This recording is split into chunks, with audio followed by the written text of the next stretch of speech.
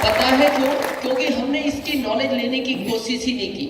अभी किसी ने कहा था ना, 60 साल पहले ये कॉन्सेप्ट दुनिया में आया, इंडिया में आए 1994 में। इंडिया में इस कॉन्सेप्ट को लेकर आए डॉक्टर मनमोहन सिंह जी, जो हमारे पूर्व प्रधानमंत्री हैं।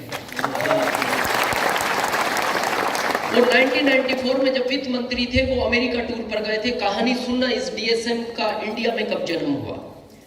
वो वित्त मंत्री थे, अमेरिका टूर पर गए थे, तो अमेरिका में उन्होंने देखा हर आदमी के पास पैसा। तो उन्होंने वहां की गवर्नमेंट से कहा, आपका देश हमारे बिहार से छोटा है, फिर यहां लोगों के पास इतना पैसा क्यों है? तो उन्होंने कहा, हमारे यहां एक सिस्टम चलता है, जो भी आदमी अपनी जरूरत का जो भी खरीदता है, उसका 45 उसकी जेब में रिटर्न आ जाता है अगले महीने। तो उन्होंने कहा, क्या ये सिस्टम भारत में नहीं चल सकता? उन्होंने कहा, चल सकता है, लेकिन इसको किसी ने अनुमति नहीं दी। आप वित्त मंत्री हो, आप अनुमति दे दो। तो मनमोहन सिंह जी ने बड़े आश्चर्य में पूछा, अगर मैं इस सिस्टम को भारत ले जाऊं, क्या मेरा भारत आपके देश की तरह अमीर बनेगा? तो अमेरिका गवर्नमेंट का स्टेटमेंट सुनना, उन्होंने क्या कहा, मनमोहन सिंह जी, आपका भारत बहुत बड़ा है, अगर भारत का आदमी इस कॉन्सेप्ट को समझ गया तो आपका भारत अमीर नहीं, वापस सोने की चिड़िया बन जाएगा। अब प्रश्न ये आता है, बना क्यों नहीं? क्योंकि बहुत लंबा टाइम निकल गया, 1994 लंबा टाइम निकल गया। क्यों नहीं बना? मैं बताऊं क्यों नहीं बना। क्योंकि डॉक्टर मनमोहन सिंह जी इस पर उस समय कोई कानून नहीं ला पाए। अगर उस समय इस पर कानून आ जाता तो आज भारत का नक्शा चेंज होता। अच्छा, वो कानून क्यों नहीं लाए? उनकी भी गलती नहीं है, वो भारत के थे। उनको पता था भारत में 10-15 साल बगैर कानून के काम चलता रहता है, इतना कोई अर्जेंट नहीं है, इसलिए वो लाए नहीं लाए। तो इसकी आड़ में गलत चीजों ने जन्म लिया। बहुत सारी स्कीम आई भारत में, तभी तो लोग इसके बारे में गलत सोचने लगे। कैसी कैसी चीजें आई, तू 5,000 दे, उससे 5 दिला, उससे 5 दिला, तेरे को 2 आ जाएंगे। तू इतने जमा कर, 3 साल बाद 3 गुना मिलेगा। बहुत चीजें हैं, उन चीजों ने इस सिस्टम को बदनाम किया।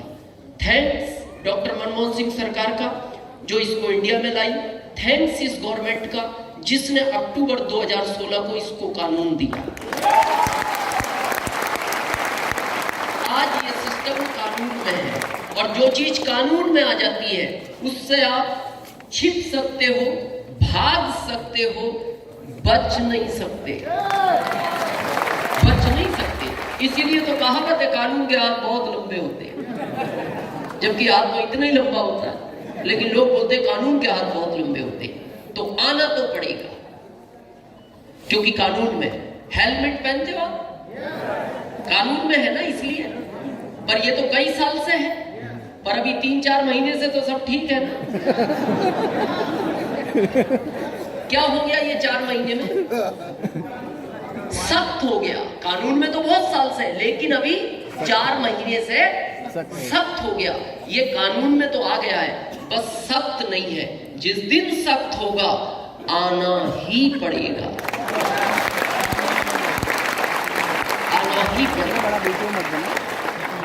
मेरे को 17 साल हो गए भारत में बात करते हुए। मेरा एक दर्द है, क्या वो तो व्यक्त करूं।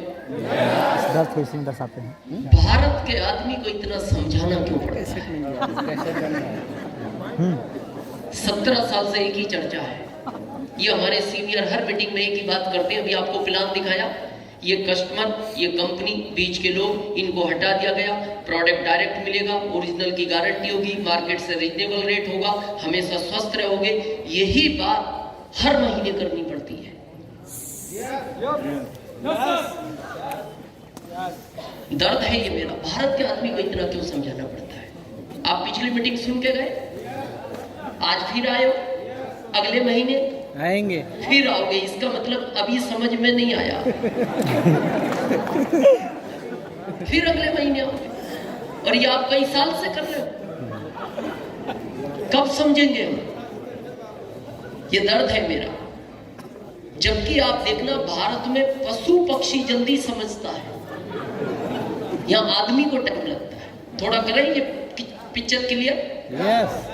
एक बार एक आदमी टोपियां बेचता था गर्मियों में, कैप, गर्मी से बचने के लिए गांव गांव जाता था साइकिल लेके, बड़ी